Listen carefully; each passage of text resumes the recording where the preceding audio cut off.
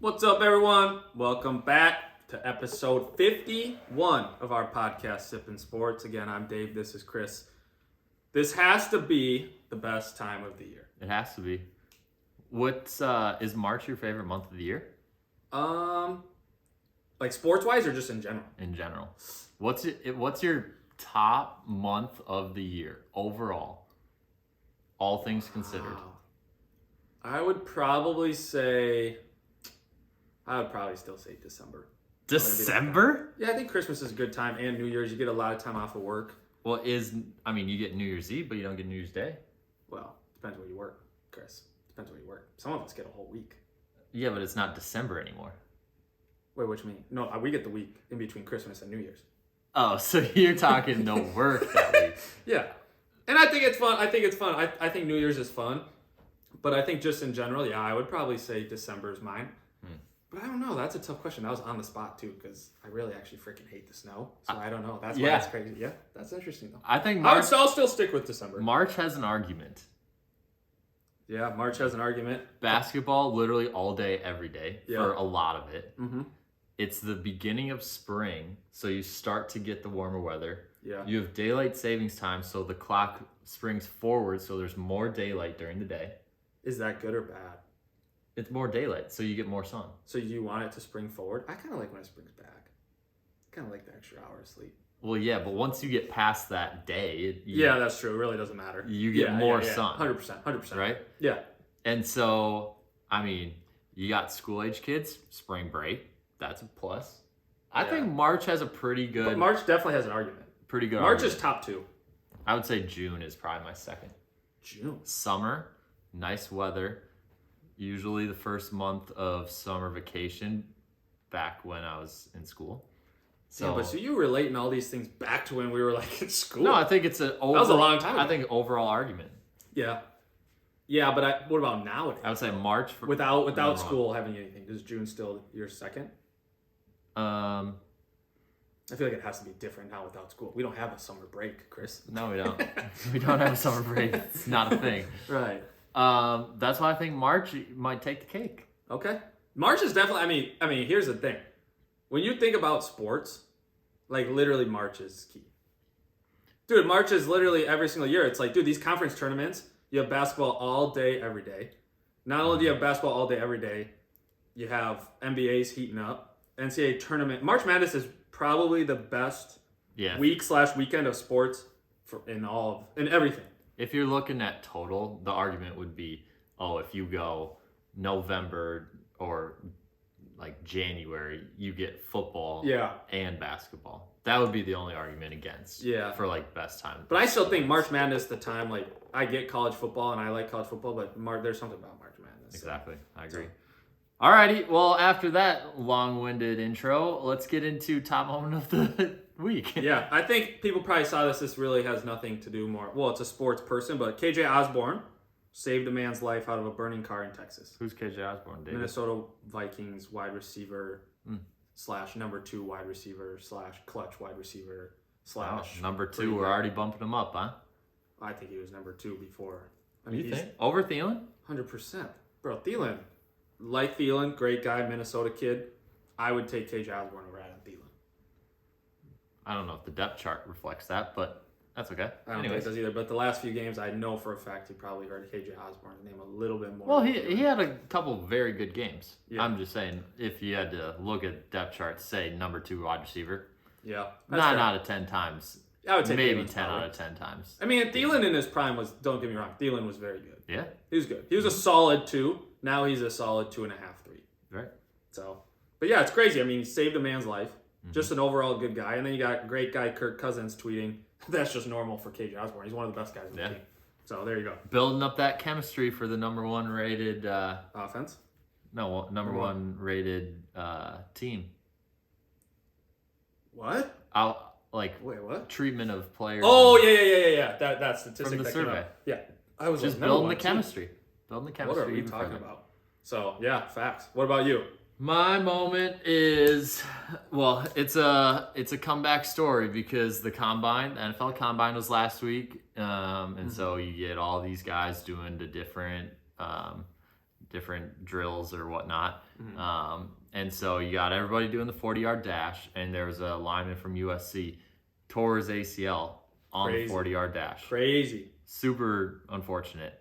However, then I think it was the next day. I don't think it was the same. I think it was the next day. Does the bench press, even though he tore his ACL the day before, and just rips off 38.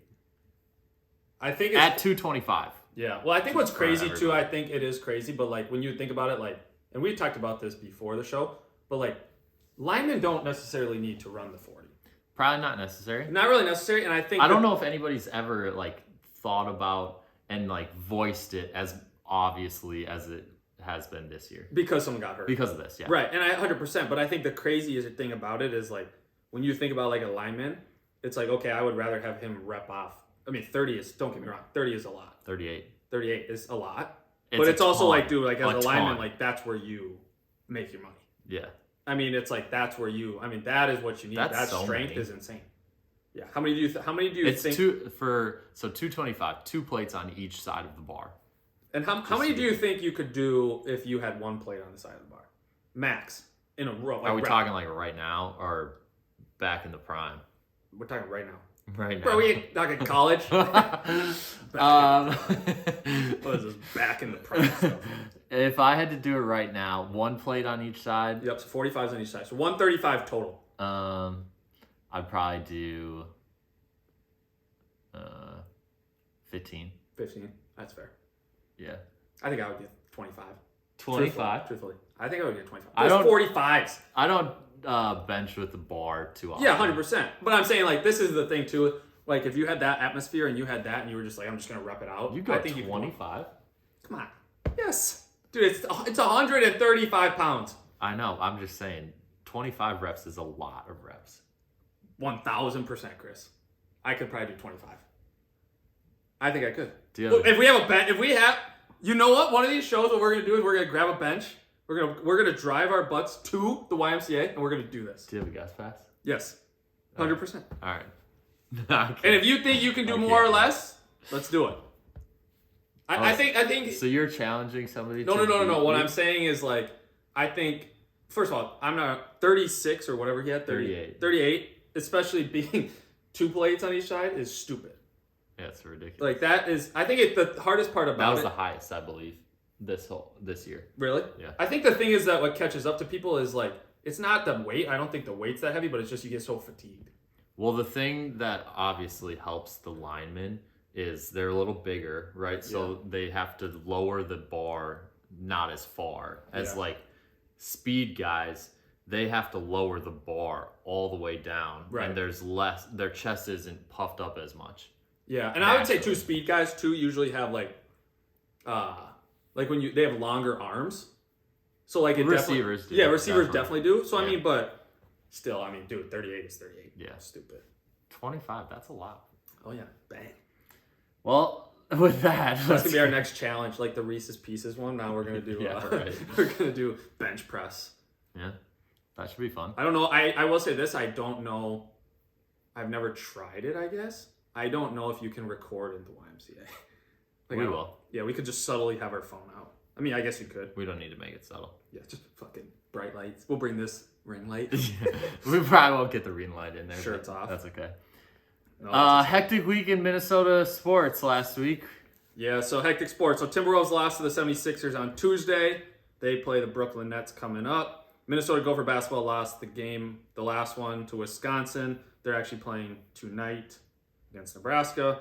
St. Thomas basketball lost to Oral Roberts in their tournament, so they're semifinals. Semifinals, not a bad showing either. They got their first postseason win in Division I. Yeah, not a bad showing either, so pretty good. And then Minnesota Wild, 36-21-7 right now, second in our division. 36. And they have the Jets coming up, so it's wins, losses, overtime losses. Yeah, that's a pretty good record, I would say. So it's all point schedule. So you get 3 points, 0 points, or 1 point for overtime. Mm-hmm. Gopher baseball won their first game in the tournament. They're currently 1-11. They play SDSU on Wednesday. South Dakota State. Didn't they beat somebody that was actually good? No. So you saw online and you saw TikToks. They hit a go-ahead home run against Ole Miss, who won the national championship last year, and then they proceeded to still lose by I think their score was 9-7.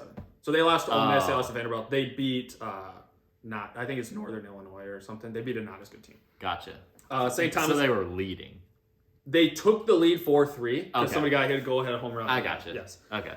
St. Thomas baseball currently 1-8, also starting very slow. Oh my gosh. They play UIC coming up. They have a What are we 4-game doing? series. And then Gopher softball, they play NDSU Friday night. And then Central Michigan Saturday at US Bank. And then your Minnesota Loons play on Saturday against the New York Red Bulls. They had a week off. Okay. What's their record? They are 1-0. They won their first game. Oh, they only have one game? That's one. Yeah, it just started. So they played, and then they got a whole week off, and then they're back in action. Interesting that they'd get a whole week off 1 week in. Dude, soccer, you need a rest. I guess. You obviously don't know the cardio that goes into soccer, Chris.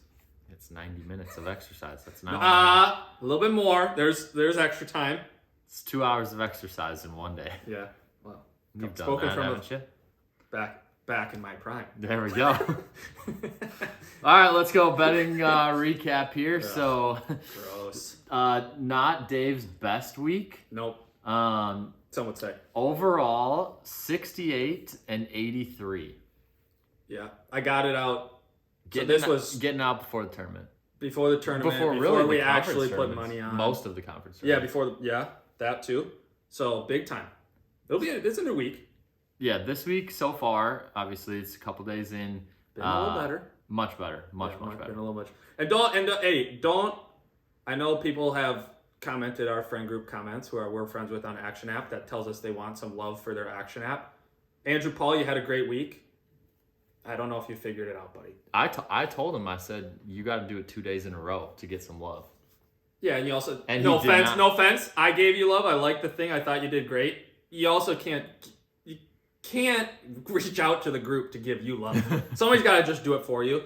But yes, I mean, it was a good week. Unfortunately, the last few have not been good, but continue. Yeah. Anyways, NBA for David, 5 and 6. Oh. NCAA basketball, 63 and 77. That's bad. Good thing. 14 games below, 1 game below. Good thing March Madness is coming up, huh? Good thing. Myself, I think this might have been my best week ever, actually. 83, 62, and 1. That is pretty good. Overall. That's really good. Yeah. That's pretty good. 21 games over 500. Yeah. I was 2-1 NBA and 81, 61, and 1 NCAA basketball. That's pretty good. Yeah. Very happy with it. That's a good performance. We're peaking at the right time, so we're just going to try and keep it going. Yeah, that's the goal, right? So. Yeah. And let's keep this episode going. I need to switch it? Yeah, with beer. Seltzer. And seltzer. Yeah, so we're going back to the Smirnoff Ices. This time it's pink. Oh, whoa. It's peach lemonade. What was that? Peach. I almost said pink, but it's peach lemonade. What was the one that we did? Because it was good. So we've done 2. We've done pink lemonade, and we've done blue raspberry. The blue raspberry. Blue raspberry. Oh, look at the orange. It looks like an orange creamsicle. It smells good. No, remember when we actually did that beer? We did a beer. It was actually called orange. No. Because people brought it to the tailgate. It wasn't called orange creamsicle. No, but it was in the orange can. No, but what was it called though? I can't remember. Don't remember. Yeah. But it was a very orange creamsicle. It was very good. Okay. Beer for today is from Blacklist Brewing Company in Duluth, Minnesota. Oh! And it's called Or de Belgique. Say it one more time. Or de Belgique. Okay. What do you think that is? It means gold of Belgium.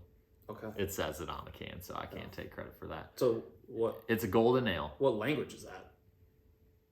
What language do Belgians speak? I think it is probably Belgian. Or I don't know. No, or that's Spanish.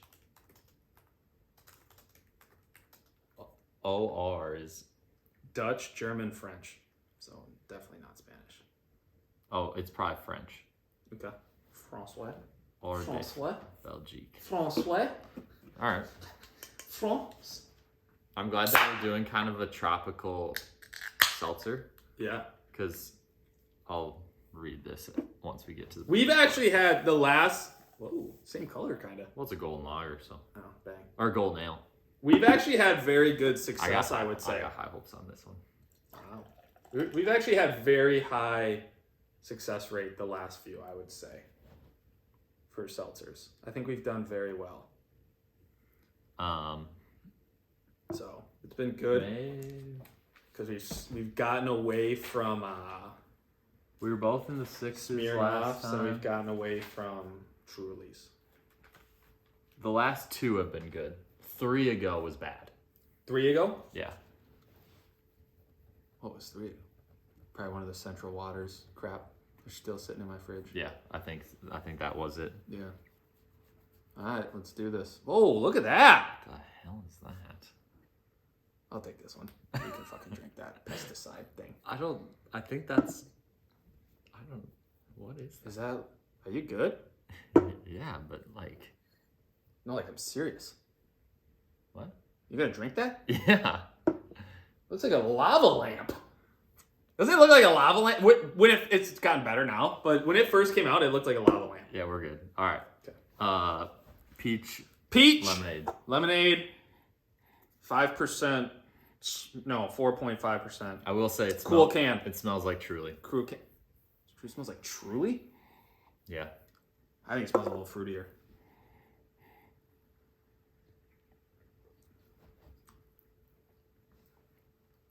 I'm going to say the same thing I probably said on the other 2. It just tastes like juice to me. Mm-hmm. It smells like a peach juice. It actually tastes... I think it tastes like a peach mixed with orange. Like, you know those Simply lemonades? That's what I'm getting. Yeah. I like the orange and... It kind of has an orange peach, feel. Orange and peach. And here's the thing. It says peach lemonade. That's an orange. That's an orange. That is an orange. That's an orange. I'm probably way too No, it's probably a lemon. Can't see. Dude, it's probably a lemon. If it's lemonade. Probably. But it tastes like orange. It's not an orange. But the can's giving off orange vibes. Because it's always an orange can? Hey. Wow. I mean, it's possible. 100%. So I agree. I like it. I think it's good. Mm-hmm. I think it's good. I think these are actually pretty good. I really don't know, to be 100% honest with you. I don't know where I found these or what made me want to pick these pack up, but I'm very pleased with this. You need to figure that out because... Well, I know where I picked it up at, but there's no free ads on this show. So... Right. But I will say it's just one of those things where I think it's, like, the pack has been pretty good. I might have to pick up the pack. I'd say the pack's been very good. Yeah, I might have to pick up the pack and see if we can get some guest reviewers. Yeah, see if other people agree with us or disagree. Yeah.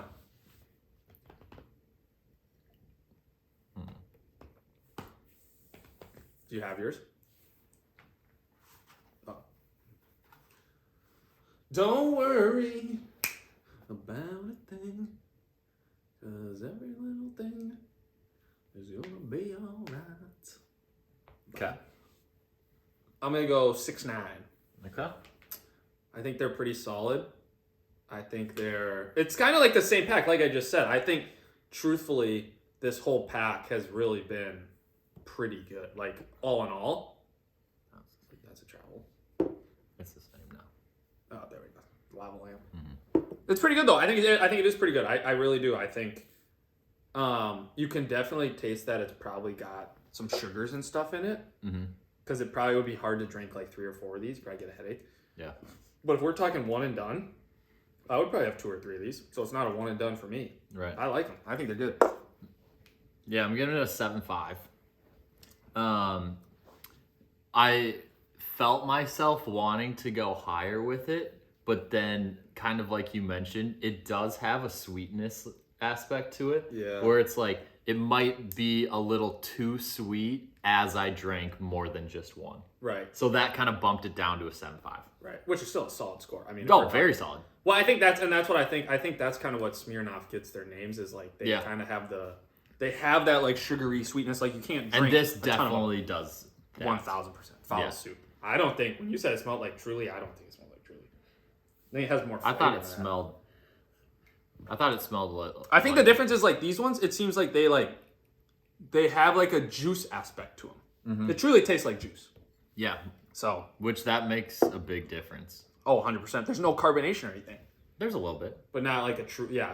Like that's the thing is like I feel like with Trulies and stuff, the carbonation is the first thing you taste. This it's not really. The first thing that you taste with Truly is the fake sugar. Yeah. This is real sugar. This is maybe not. This is cane sugar. All right, solid start. I think it might also make a difference if it's a malt beverage. I don't know what the other ones are or not. I guess I'd have to look at the can, yeah. Yeah. All right. Whoa. The Hors de Belgique. The Hors de Belgique. Okay. Okay. What do you think? I don't know. I'm not the first few tips to the tongue, not my favorite. Tips to the tongue, huh? I didn't really know where I was going with that, to be honest. I didn't know either. I found it, though. It says, you let me know if you're getting exactly what this is. Okay. Have we done another Blacklist beer? I feel like we've done something, right? Because it had this same scale on it the had side. like the, was it like the... I can't remember what one it was. No, I don't remember that, but what is the scale is like... Sweet to dry, hoppy to malty, fruity to roasty, yeah, floral to earthy, and light to dark, and it has a sliding scale. Got it. Okay, so it says bursting with tropical flavors. You getting that or no? Let's taste for the tropical flavors. No, not really getting the tropical flavors. Rich aromas. Yeah, I would say that's pretty rich. I would say it's pretty rich. Is that more smell? Aroma is smell, yeah. And it says sophisticated and balanced beer. I'd say it's fairly balanced to me. It's definitely balanced. I don't think it tips any way. But I think at the same time, like, what was the first thing? There's a bunch tropical of fruit aroma. Tropical fruit flavors. No, see, I don't get the fruit flavors. I'm not getting that either. What kind of fruit are they talking about? I don't know. It doesn't have any fruit on here. I feel like it's like I'm getting earthiness. What does that mean? Like soil? Down and dirty. So like soil? Or yeah, like earthy. Have you... Go. Come on. This is a side note, but have you ever had matcha? Matcha? Yeah. No, I don't know what that is. I was talking to a gal at work today, and apparently matcha is very earthy. And what does earthy mean? It's like just like matcha? Yeah. Is it like a candy? You can get it at coffee shops. It's the green stuff. It's like a leaf? No, it's like a drink it's green though. Oh. It's just not mocha? No, it's matcha. Matcha. Okay. Matcha. Interesting. I've never had that. I've never either. But my fiance Alyssa goes to Starbucks almost every day. Yeah, you should ask her. I should ask her to pick me up a matcha. Yeah. Is it hot? Cold? Is it a drink? It's cold, yeah. So it's a green drink? Yeah, it's green. Oh god. Yeah, tell her to hook you up. Hook me up with a matcha. Yeah. She'll be like, who are you? Matcha? But apparently that's earthy. I don't know. I don't know what earthy means. I'm still so confused. I feel like it's just like kind of like, let's bring it back. Oh, it's like thick and thick. This ain't thick. And like, I don't know. That's a weird way to describe something. Earthy. Yeah. I don't know. I mean, it's definitely a different way to describe something, but apparently it's the opposite of floral. Opposite of floral. Because you got sweet and dry are on one scale, and it's either sweet or dry or somewhere in the middle. Okay. And it's floral or earthy are the two. And where is it on this scale? I'd say it's about a third away from floral. So if you cut the line in 3, it's a third of the way from away from floral. Got it. Okay. So 2/3 away from earthy. Interesting. Yeah. Super interesting. Right, cool. But very malty. Yeah. That's what it says. Nice. Yeah. I mean, what kind of beer is it? Golden ale. Golden ale. Golden ale. Yeah. I will say it's from Belgium. As we've been talking a little bit. It's kind of grown on you? It's grown on me a little bit. Yeah, the first tastes were not good. That's why, you always have to have a few sips. Yeah. Because it's hard because the palate has that fruitiness from the Smirnoff. Well, that's why I made mention. I was like, oh, I'll tell you this later, but it's like bursting with tropical fruit flavors. But I think it's and I knew we were gonna be doing that, so I was like, oh, okay, let's go. Yeah. But I'm not getting the bursting with fruit flavors. Absolutely not. No, absolutely not. I don't know what fruit flavors. I think it is a solid. I think it's solid.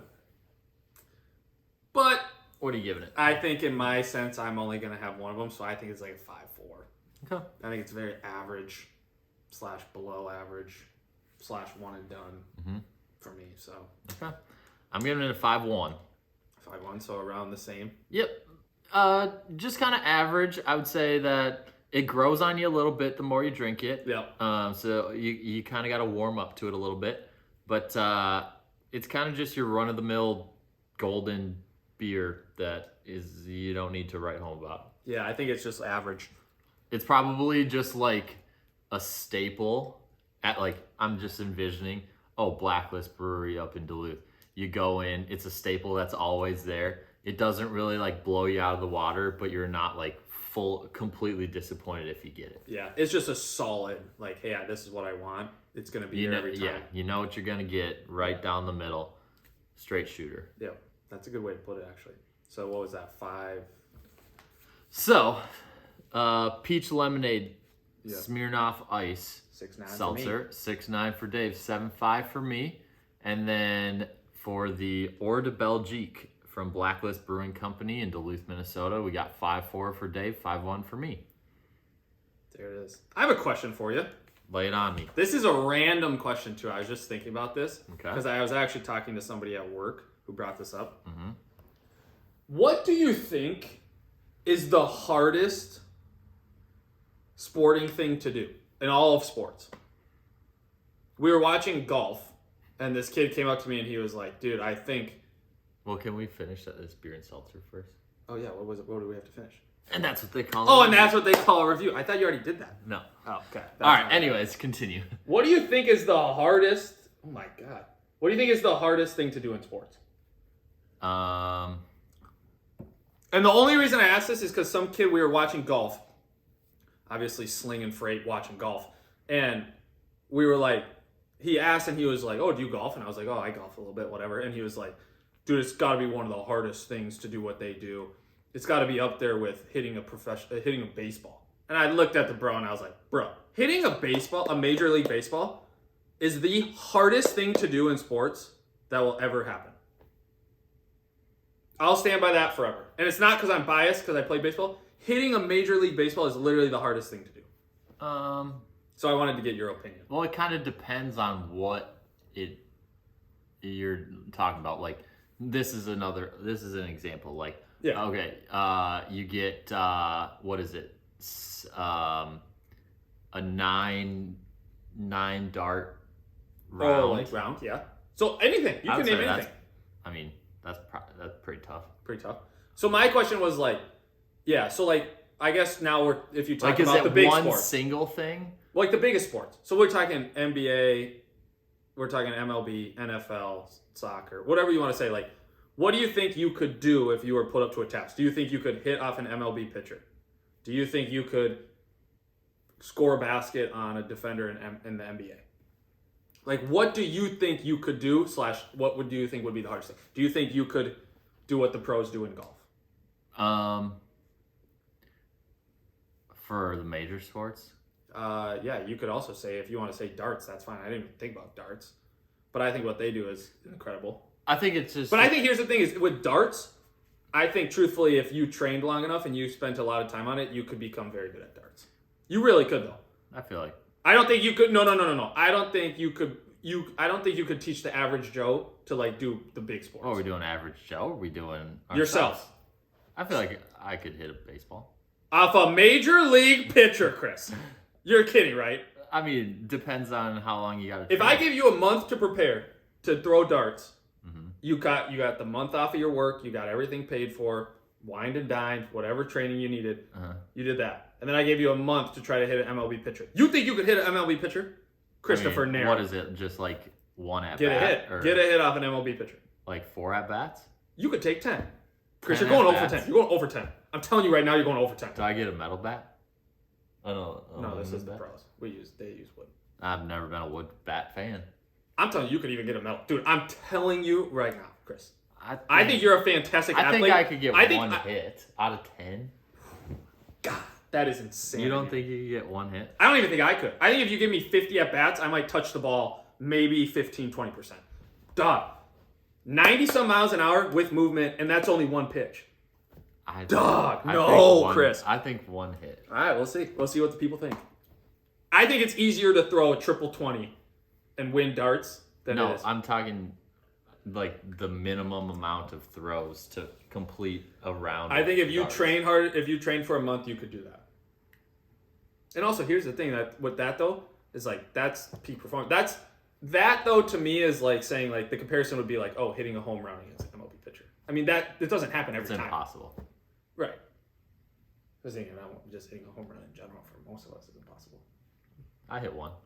I didn't hit any. JV. Softball. I'm a beer league softball player now. It got hated by the wind, but they don't even know. The people don't even know. It was opposite though. Right field. At where? At Eastview. The Eastview varsity field? Yeah. Decent. Just snuck in on the first baseline. Fuck. Screw it. You still rounded the bases? Exactly. That's crazy. I was just as surprised as everybody else. Yeah. All right. So let's talk what we're talking here. Let's talk shop. All right. So we got one. Well, we're approaching Selection Sunday. Very exciting. Which is this next Sunday, if you have been living under a rock. And so we already completed our in-depth analysis of all the Power 5 conferences plus the variety pack in the last week. I like that variety. Okay. Yeah. So today, obviously, Conference Champ Weeks have been... No, I'm laughing at this. I'm not laughing at it. Doing some shopping. Yeah, keep going. Conference Champ Week is upon us. Yeah. So that means all the conference championships, all the conference tournaments are happening or have been completed already. Yeah. So we thought that it would be a good idea to kind of break it up into segments. First segment is what have we learned in the last week for either games that have happened or teams that are now into the tournament that have already punched their ticket. And so that's the first segment. Second segment is what are we looking for the rest of Conference Champ Week before Selection Sunday. And then those are kind of the main two. Yeah, those are kind of the main things. I will say this before we preface this and talk actual tournament. Jim Boeheim officially will not be the coach of Syracuse. That happened today. Yeah. Do you think Jim Boeheim where do you think you rank him in overall best college basketball coaches of all time? Best college I guess of our generation. Of our generation? Yeah, because we can't say who's the guy from North Carolina before Roy Williams, like Dean Smith. Yeah, Dean Smith. It's pretty hard we never watched him. Yeah. I mean, you have the accolades and like the John Wooden, same thing, but like we wouldn't know. So I'm saying like coaches that we've seen, where would you rank Jim Boeheim? Probably top 15. You don't think he's top 5? Top 5 of our generation? Doesn't he have the second most wins? He's also been the coach for 47 years. So like you're saying you probably should have a decent amount of wins if you've been coached for 47 years. That's fair. Like what's 47 times 30? That's about how many games you have. Yeah, I agree with that. You know, like that's a lot of games. Yeah. Not to take anything away from having. So you don't think that makes him top 10 though? But here's the thing also on top of that. He obviously has to be between top 10 and top 15. Yeah, so he's right around that. But like, okay, top 5. Yeah, you could say like Roy Williams. Coach K. You got Bill Self, I think is above him. Yep. You got Tom Izzo. Yep, Tom Izzo. Okay. You got probably. You have Cal Perry. He's in contention. So he's probably more in the 5 to 10. Probably. Okay. Yeah. I would say Jay Wright's in contention. Okay. I think he's 5 to 10 too. I would say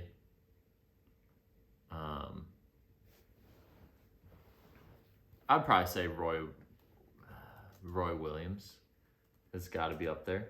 Yeah, Krzyzewski, obviously. right? Yeah, Coach K is probably number one. Coach K, Izzo, and Bill Self, I think, are the top three. And after those three, then there's some debate. Got it.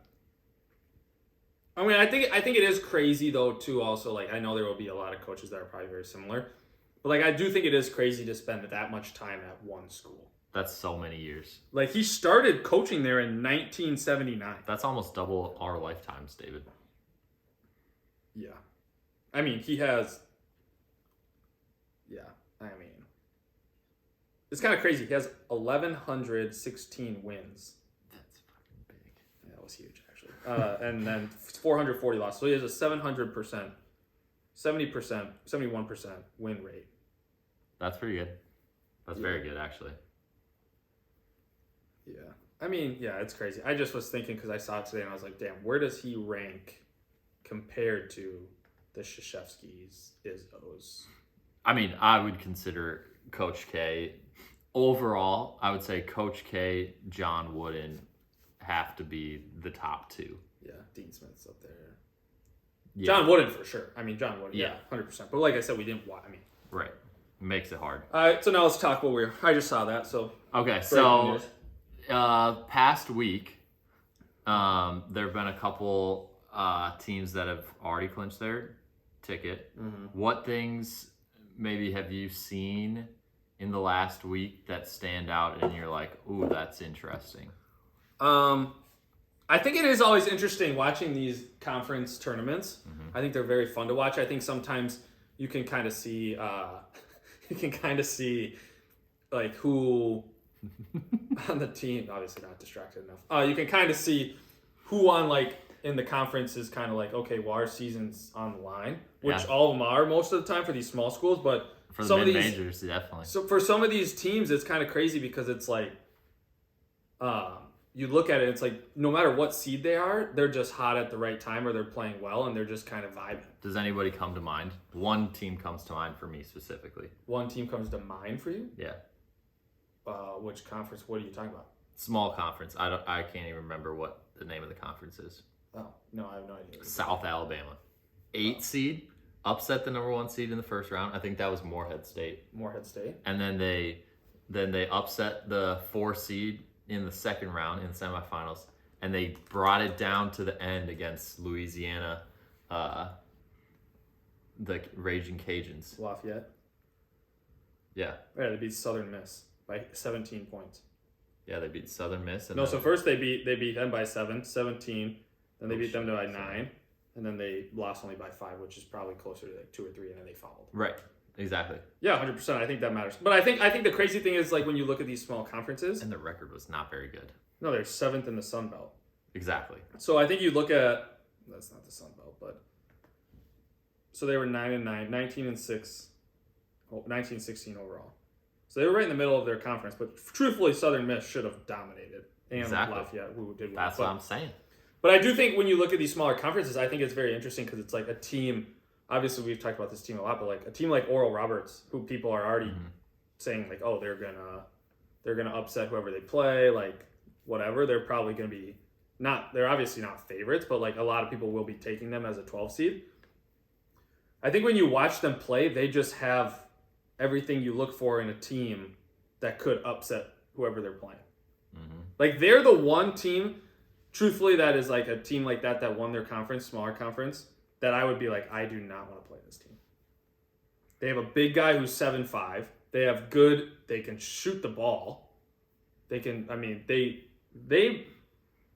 truthfully, granted, besides the St. Thomas game, which they played well, they ran through North Dakota State like it was nothing.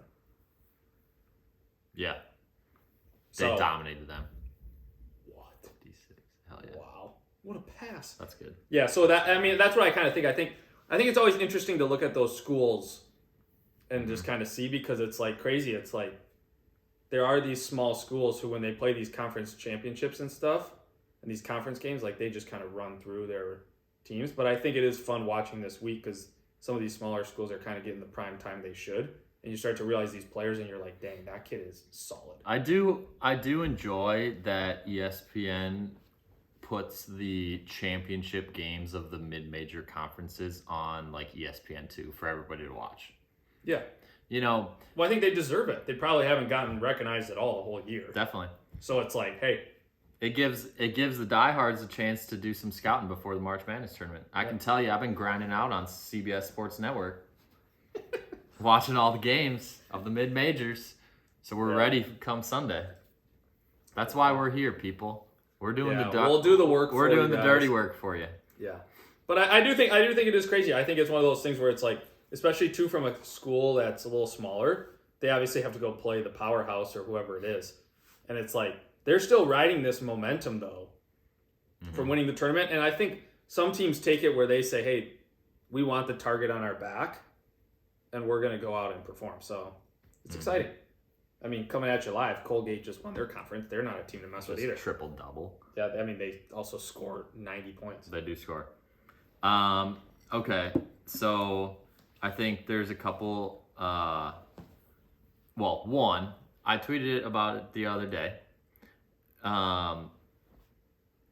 It makes a huge difference. So some mid-major conferences, they have their conference tournament at one place. For instance, the Summit League, they play all their games at the Pentagon in South Dakota, right? So when you have Oral Roberts, I think they're from Ohio. Is that right? Yep. No. Oklahoma. What? Right. Oklahoma Baptist. So I would assume. What? No, that's a person. You got to look at the university. Oh, it's in Tulsa, Oklahoma. Okay, so you got Oral Roberts in Tulsa, Oklahoma. They got to come up to South Dakota in Sioux Falls, and you got South Dakota State, the 2 seed. You got NDSU, the 3 seed. You got University of South Dakota as the 7 seed. So you got 3 teams from South Dakota or North Dakota. You got UND that's in that league.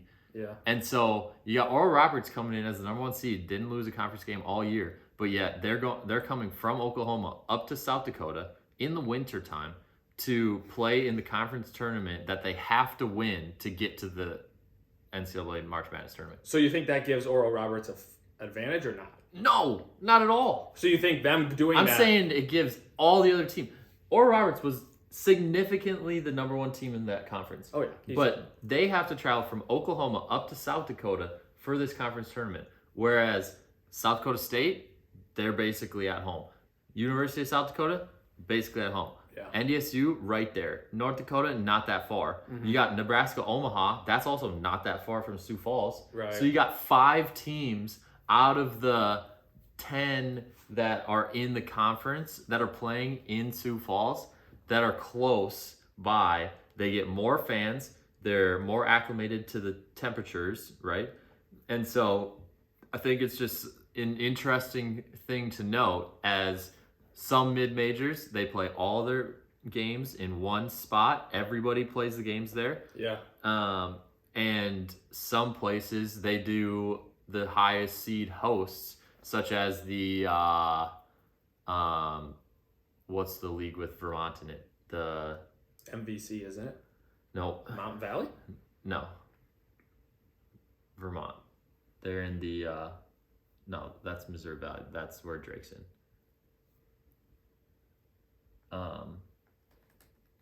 What conference? America, or the, what are they in? American East. American East, that's what it is. So Vermont, they've been the number 1 seed in that conference, I swear, the last 10 years. Every single year, they're number 1. So they get to host their quarterfinal game, their semifinal game, and their conference championship game to go to the tournament. I think that is a gigantic advantage. So you're saying if they win, which most of the time they do, that they show less because they're playing technically at home compared to a team? They don't necessarily show less. I think it plays into helping the team that won the regular season tournament. I know you brought this up before we started, but it was, if a team significantly wins the regular season and then loses in the championship or something. So if a team significantly wins the regular season, they dominate the regular season, they're the regular season champs of their conference. Mm-hmm. But then goes into the tournament and maybe makes it to the championship. Conference tournament Makes it to the championship or does whatever and loses. Does that team deserve to go and then the team who wins the championship not go? And I think we both agreed and said no. Whoever wins should go. Yeah, it doesn't make any sense. Right. But I think that it's a way. I mean, obviously the conference is getting money from the venue that it gets to host this conference tournament. Right. 100%. So there's always that weighing on it. But I think it works itself out. Like, we've talked about it before, how much of an advantage home games are in college basketball. Massive advantage. Huge advantage. So to have some conference tournaments where the higher seed hosts, it plays into, okay, this was the best team in the regular season. Yeah. They get to host. They have a better chance of winning in the conference tournament and potentially winning a game in March Madness tournament versus maybe a team that didn't do as well in the regular season and they win the conference tournament because it's closer to home or whatever reason, and then they just get blown out in the March Madness tournament. So is there a reason or a rationale why these other conferences don't just have a neutral site? I would assume that it's just conference by conference. Oh. It's just their decision. Got it. I would assume that the Summit League gets a lot of money from Sioux Falls. Right, 100%. Well, and you obviously get money for people coming to, yeah, 100%. Damn. A percentage of attendance or whatever. Yeah, and concessions and all that extra stuff. Yeah, 100%. Exactly. Good. So I think that's one thing of note. I think it's definitely something to keep in mind when you're looking at spreads of games in the conference tournament. I would say we've done a fairly decent job in the conference championship week so far. Yeah. And so, like, that's one thing that I was looking at. You got the American East Conference, you got the Patriot League, those are the two main ones. Mm-hmm. I know that there's the Southland Conference, the one that Campbell's in. That one is usually at the higher seed, I believe. Yeah, that's at the higher seed too. Because it was Campbell versus, who was that team? I can't remember. They didn't cover though. But they missed a free throw at the end. All you remember. No, I was pissed about that because that was actually one of my losses where they literally followed this guy who was the best free throw shooter in their conference. Mm-hmm. If he makes both, I win. If he makes one of two, he still doesn't cover since it was like 5.5 or something. Yep. And literally he makes one. Tough. I was pissed. That's tough. It's just how it went though, you know. Mm-hmm. So, it's exciting. I think here's the thing is the Big South. Big South, yeah, that's what. So I think it is interesting though. I think it is crazy when you look at these smaller schools because, like we said, it's fun to watch them compete against their own conference. Mm-hmm. But when you go up against the big dogs, it's a whole different beast. I mean, truthfully though, it is. Yeah. And so you have to look at it, and we've talked about this before. Like, guard play is massive. You got to have some kind of athletes, or like you look at if you're just going off Oral Roberts, they have a 7'5" center, which we've said. So they have a big guy. They have a big guy presence. Wait a minute. What? You said you got good guards, which they have, and then you said they need athletes, but then you went to a 7'5" center. No, they need a big guy athlete in the middle to also score. I mean, you look at teams like there's plenty of people that are like, oh, Indiana's a threat. Indiana has one good player. Yeah. One good player who's a great player. Well, they also have a lottery pick in their point guard, but sure, he's a freshman point guard. I'm just saying we've talked about this, but what I'm also saying is you look at a team like Purdue. I think the team like Purdue might struggle going to as far as they want to go because they've been championship potential, and they're a team that we've talked about that could win the championship. If you shut down Zach Edey, which teams have done the last few games, they struggle. Oh, yeah. They do struggle a lot. I agree. So it's kind of one of those things. Like I think you do need that presence. And I think the point guard play is huge, but like obviously having an elite athlete / big man to take that away is great. But I think I don't know, the Oral Roberts team is just fun to watch because they just huck up threes and they don't care. And that's what you need to win. That's why they were successful last year in the tournament. Or 2 years ago when they beat Ohio State. It's like, there it is. That's all you got to do. Huck up threes, hope you get lucky, and just win. It's my rationale. There you go. I don't think... That's what you're looking for a team that is going to upset? 100%. Look at all the good teams that have upset higher ranked teams. They all shoot way better at threes than the other team. Look at it last year. I'll guarantee it. I'll guarantee it. It's possible. I don't have the stats to back it up. I feel like that's going to be a tough thing to look up right now. No. We'll look up. I just want to look at the first round games, and then I'll just. So what would you say is the most important factor when you're looking at potential upset, like teams that are going to upset in the first round? Like teams that are a lower seed that's going to upset somebody. What's the top 3 things that you're looking for? What do you mean? Like, what do you mean? Wait. Top 3 qualities of a team that is lower seeded, so a higher number. Okay. Right? A team that's lower seeded that's going to upset a team in the first round. What are like the top 3 things that you're looking for? Okay, here's an example to prove my point. Last year, Notre Dame upset Alabama. Okay? Alabama was 8 of 24 from 3, 33%. Notre Dame, 10 of 16, 63%. You got to shoot the 3. You got to be able to score points and win. I'm just saying.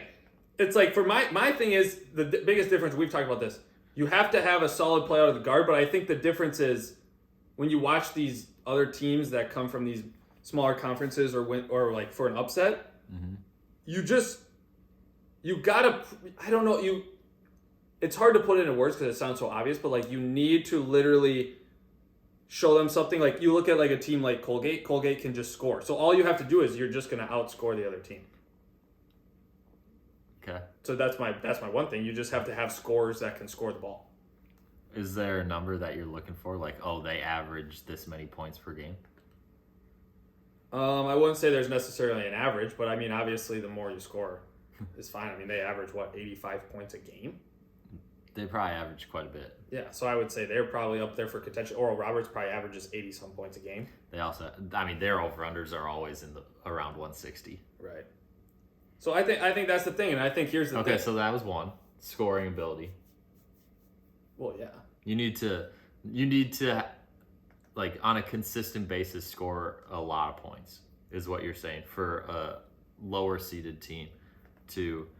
UConn last year shot 30% from 3. New Mexico State, 65%. So you got to shoot the 3 better. I'm just telling you, you have to shoot the 3. Is that number 2? Yeah, it kind of goes with number 1. You have to have players that can shoot the 3. Okay. What's number 3? I will say number 3, and this is probably the most obvious statement that is annoying to a lot. You have to make your free throws. Okay. Because free throws are going to win you or lose you the game. You got stats to back that one up too? I don't have stats yet. I'm just looking up stats right now, but I'm just tough. saying. But that's almost just like that's almost like an obvious statement. You watch these conference tournament games, teams that make free throws at the end of the game, win. I thought you were gonna be our stats guy. No, I wasn't that prepared. I'm just saying you got to be able to shoot the 3. I mean, you want to pull an upset. No offense, you kind of almost have to get a little lucky. St. Peter's upsetting Kentucky. I'm not even looking at the stats. St. Peter's upsetting Murray State and Purdue. I will guarantee you they shot a better 3-point percentage. I mean, they were pretty successful. That's how Dougie, whatever his name, got his name. What's his? I don't even know his last name. Doug Eater. Yeah. God. I'm just saying, you have to shoot 53%. Kentucky, 26. Tell me I'm wrong. I'm just saying, you got to shoot the 3. Guys, got to shoot the 3. Okay, so those are your 3. You need to 3-point average. Be able to score on a consistent basis. Like, have shown that you can score a lot on a consistent basis. Yep. You need to shoot a better 3-point percentage. And What was the third one? Free throws. You gotta shoot good free throws. You gotta make free throws. That's all you gotta do. You just have to shoot 95 plus on the free throw line, above 50% from the field, and above 55% from 3. So I'll tell you this: there's 1, 2, 4. There's 4 games. 5. There's 5 games that the winner of the first round last year scored less than 65 points. Hey. San Diego State, you're on upset alert. I'm telling you, you don't score. I don't care where you are in the bracket. They can score some. I'm putting them on upset alert. It's my upset alert team. There you go. I don't even know who do they play. They'll probably be around 6, I would guess. 6? Let's see what they're at right now. Is that a 6-11 matchup? That would be a 6-11 matchup. I guess it probably depends who they play.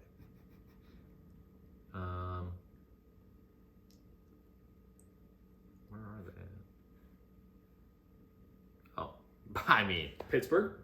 Well, they're 6. Yeah, 6 is good. But Pittsburgh... I'm just saying. I will say this.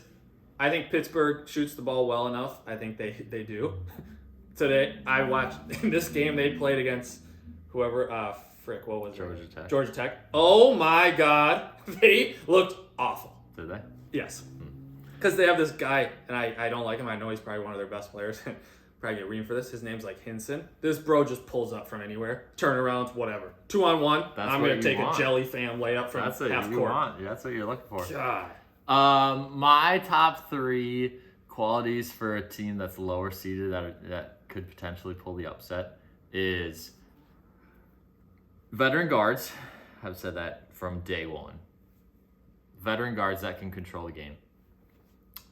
2 is they have to have shown that they have been successful, like won a bunch of games throughout the season. So like gone on runs of above 5-game win streaks.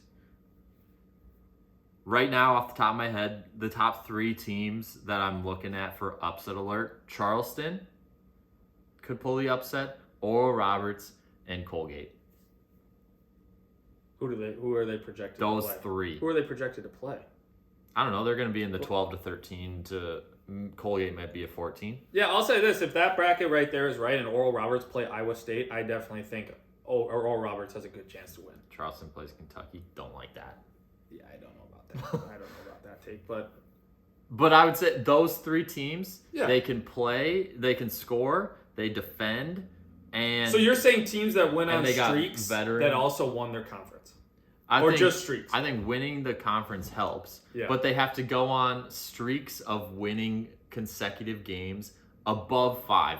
The higher it is, the better off it is. Got it. Colgate's won 20 out of 21 games, and they lost their 1 game by 1 point. Yeah. You got Oral Roberts, who did not lose a conference game the whole season, and won their conference tournament, obviously. Yep. Charleston, they have won 31 games. So, like... They were ranked at one point. Oh, yeah. Yeah. So you get these, and they lost 2 in a row. So that means that they had 1 loss between the rest of their games. Okay. Out of 34. Got it. So what's your third? My third is... I think sometimes it can get understated, but I think, we're talking about qualities of a mid-major upsetting, or a lower seed upsetting. I think that if you can keep it close in the first half, well, this is what I'll say. I think you can use the first, this is a betting / upset. Yeah, but you're going to go the other way. What? Aren't you? I just said Not necessarily. Yeah. First half, if you're watching the game, you can kind of feel it out. If you feel like the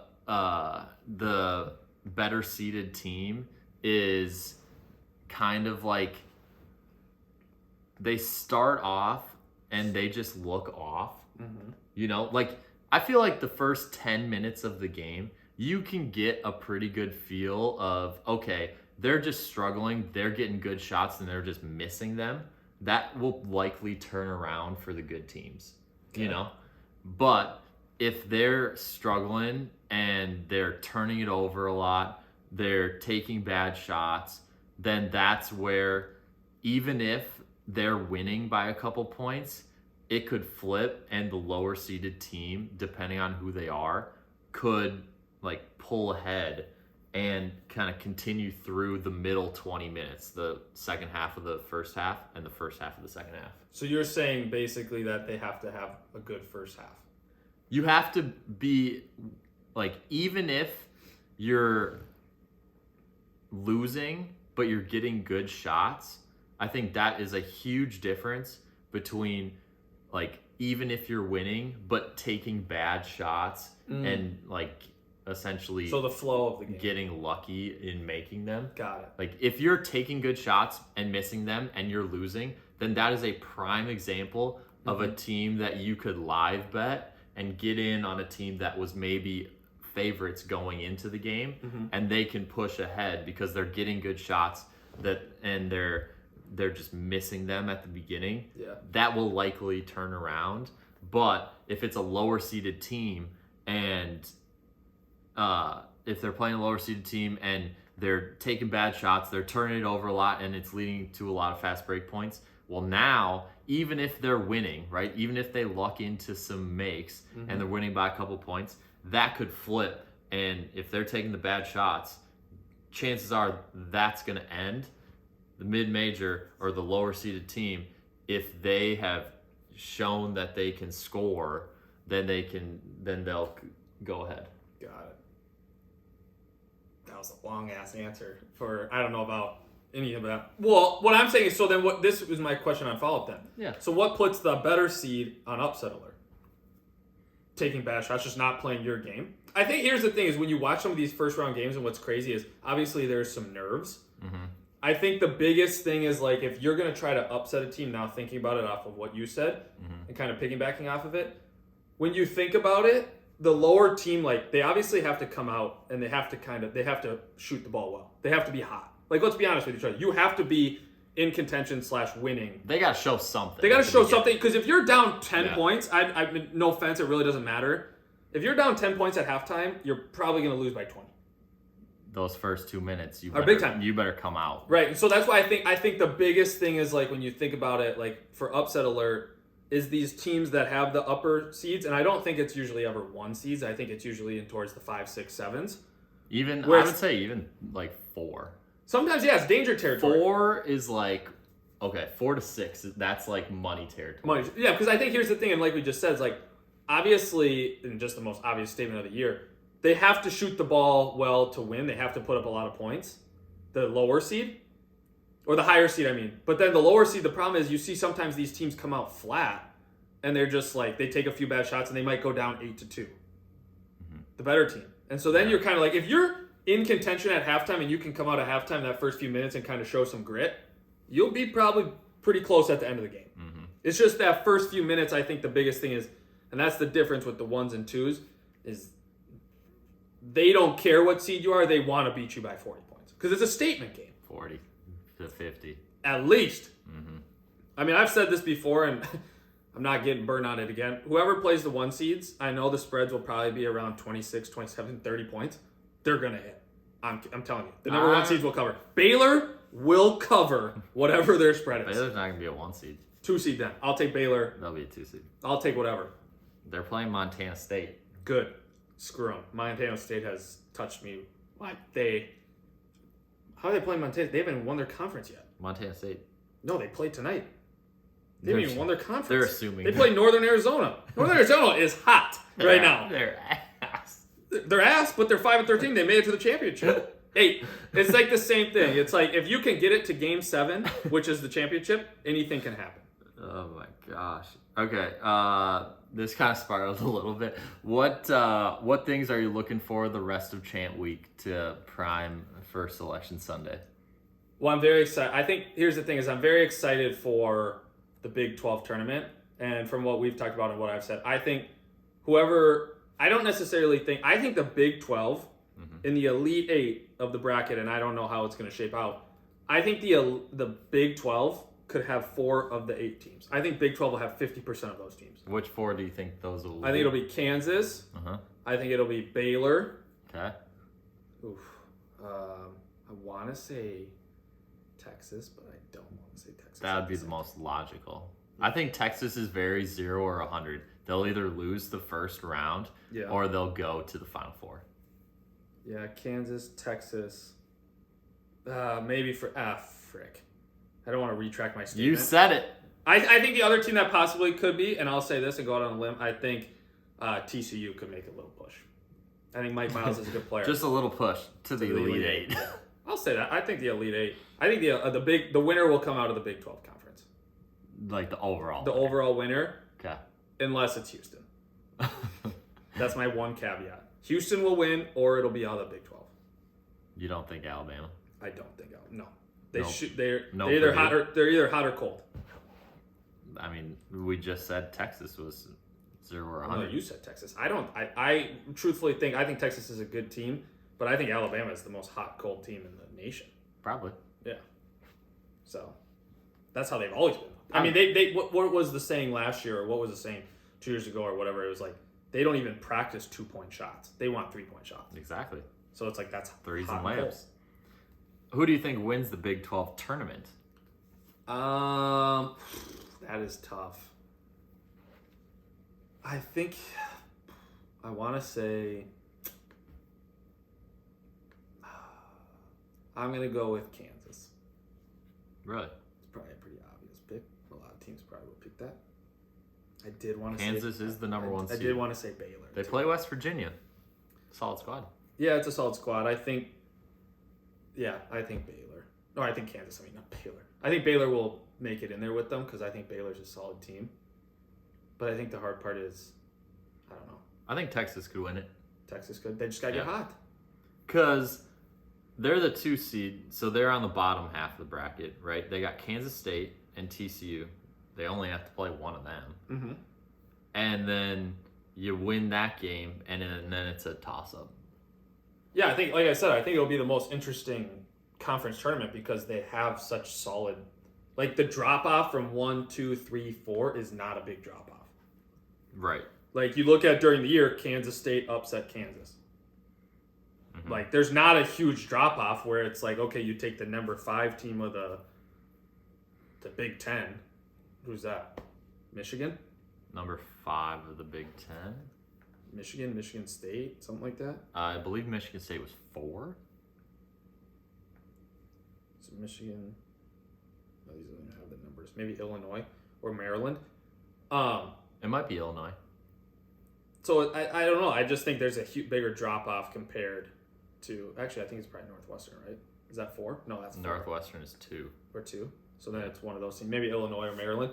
I just think there's a bigger drop off between Purdue and even Indiana and Maryland compared to the Big 12. I guess, yeah. Here's a question. Mm-hmm. So who do you think will win? Who do you think? Big 12? Texas. Yeah, Texas. Who do you think will win the whole thing? What? The whole NCAA tournament.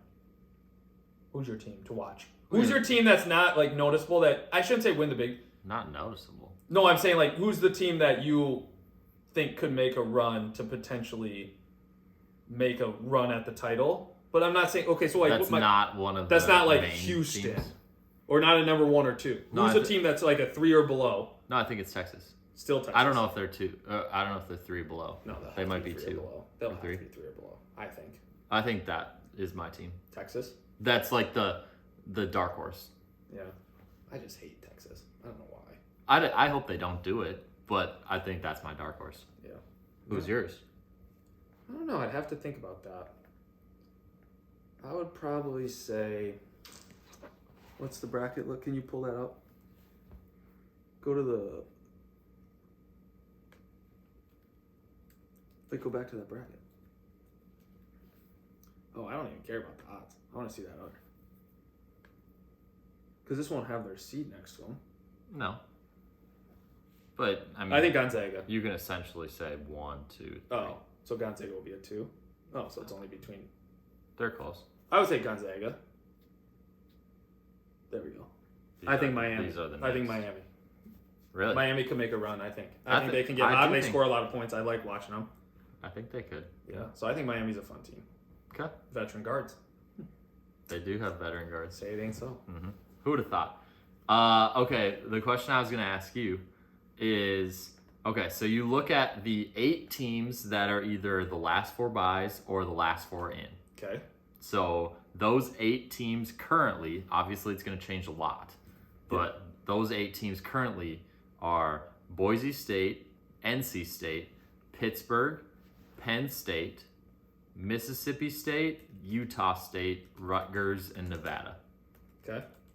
Of those 8 teams, yeah, which do you think is the most likely to get kicked out, and which is the most likely that you think is going to like play themselves significantly and like confirmed in the rest of this week? Confirmed in? Yeah. So one team that's going to essentially get kicked out and one team that's going to work their way farther in and be like a no-brainer of those 8 teams. I think Mississippi State will make themselves one of the last 4 buys.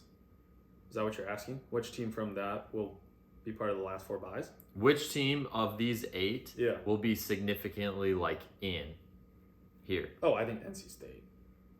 I think the ACC is not as good. I think they have an easier route. Them or Boise State, I would say. You think? Yep. That's mine. I think them, and then the team that could fall off. I want to pull up. Yeah, of those 8. The Big Ten conference play, because I want to see who would Rutgers have to play. Rutgers plays Michigan, I believe. So I think Rutgers will go out. I think they'll lose to Michigan, and they'll be out. Yeah, but here's the thing: is they'll be out. But and I'll say this: I don't want it to happen. But if North Carolina, just because of their name, wins 1 or 2 more games in their tournament, they've already won 1 today. If they win the next one, they could play themselves into the last 4 in. They play Virginia next. And Tough. Then they would potentially play NC State. So I think NC State will goes against. No. I think NC State will beat them. I'm saying they could be part of the last 4 in. If they win one more game? I think if they play 1 more game and they win 1 more game because of their name, yes. Then they would play NC State most likely. Yep, and they would lose. Really? Yeah, and I think they could potentially work their way in. Look at the other teams. Wisconsin, see ya. Oklahoma State. I mean, if they can beat Oklahoma tonight, sure. Potentially. I think Arizona State's a fun team, too. I think Arizona State deserves a lot more credit. All right, well, okay, now let's get into the next one. So this was going to be my next one. Okay. Of these 8 teams, the next 4 out and the first 4 out, which one do you think has the most likely chance to work themselves in the rest of Champ Week? You got Oklahoma State, Wisconsin, Arizona State, North Carolina, Michigan, Clemson, and Oregon. I think Michigan. You think Michigan will work themselves into the... Yeah, because I think Michigan will work themselves in by beating Rutgers. Okay. And Rutgers will go out. So they'll jump all of these 4 teams. Well, Wisconsin's done. Oh, no, I already said this. North Carolina. For sure. I think North Carolina somehow beats Virginia, truthfully. Okay. And so I think North Carolina, once they beat Virginia, goes to the last 4 in. Okay. So, yeah, that's my pick. I think North Carolina, which is annoying, but I think North Carolina. Because here's the thing, is out of those 4 teams, you have to take out Charleston. They're already in. Right. You have to take out Wisconsin. They lost. They're done. So that's my other team, yeah. Okay. What about you? What do you think? So go for the first thing. Who do you think in the last 4 in, last 4 buys plays themselves in? I think the most likely is... I want to say either Pitt or Penn State. Who does Pitt play tomorrow?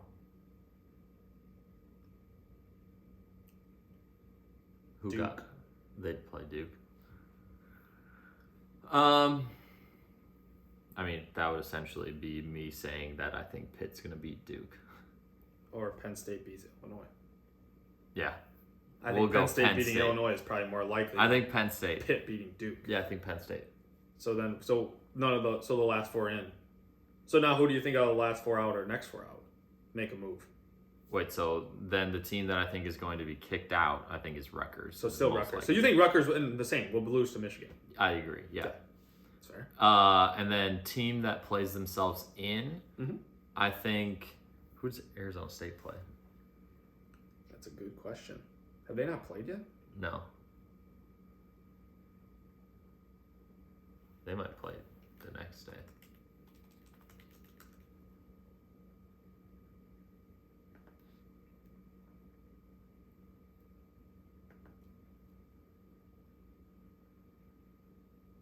Oregon State. Well, that doesn't do much for them. They play tonight. Okay, 10:30. Gotcha. Tickets as low as $4 if you want to go. It's in Vegas. That's why nobody goes there. I think the most likely is probably Michigan. Yeah. So if Michigan can beat Rutgers, then I think they would just have to win one more game. What if they don't win? Who do you think? What do you think? It's going to be tough, I think. Because there's always teams that just kind of like slide in. Yeah. Let me see you slide. So the other teams, though, you don't think Oregon will make a push? Nah. I think Arizona State's more likely than Oregon. I think Arizona State's a solid team. I do too. They have a better resume than Oregon too. So Michigan's 8. So Michigan. Oh, so that means they would play Purdue. Yeah. East. So they probably won't beat Purdue. Could. They could. But I think that's a tough. I would actually like that because I hope that UCLA gets the 1 seed in the West, and if Purdue wins, they'll get the 1 seed. Then it's more likely that. Yeah. I mean, they just keep building the resume.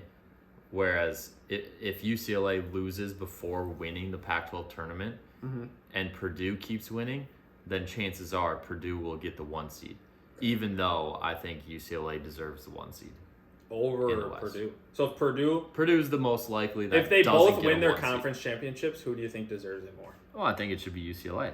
Why is that? Isn't the Big Ten better than the Pac-12? Yes, but I think UCLA's won more games. And you basically throw out the conference season because they both won their conferences by a significant margin. I don't have their resumes side to side, but so I don't know who has the tougher strength schedule. I would assume Purdue because they have all the Big Ten games, but doesn't help that Jalen Carr's not playing. I also just like UCLA, so there is that. So UCLA is 9-2, not in conference. Purdue is 11-0, non-conference. Right. But they probably haven't played. They probably played some easy ones. Here's the thing: losing to Illinois is probably not a good scene for UCLA, right? I mean, Probably they lost to Baylor too. Bad scene. They beat Kentucky though, I think. Who did? Oh yeah, right there. Yeah, I mean they have good wins. Don't get me wrong. I just think, I mean, obviously, like you said, conference play doesn't really matter. Right. So it is tough, but yeah, probably a little biasy, but that's okay. Yep, a little biasy. That's okay. What else? Anything else? We're excited for next week.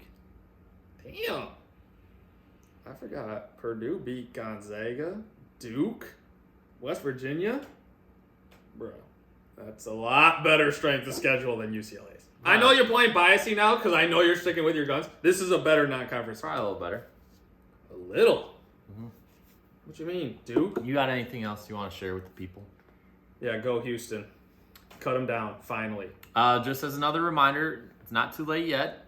We'll have a bracket challenge on ESPN. We'll put out a tweet and post to show you guys how to get part of it, because right now I'm the only one in and I'm winning. Well, I got to join too. Yeah, so, well, that sounds like something you got to get on it. Right, I know. So, free to join. Free to join. You get potential prize at the end. Otherwise, that's all that I have for you. Yeah, big time. One more week. 1 week, we're almost there. Let's grind it out. Almost made it. All right. See you guys next week. Peace.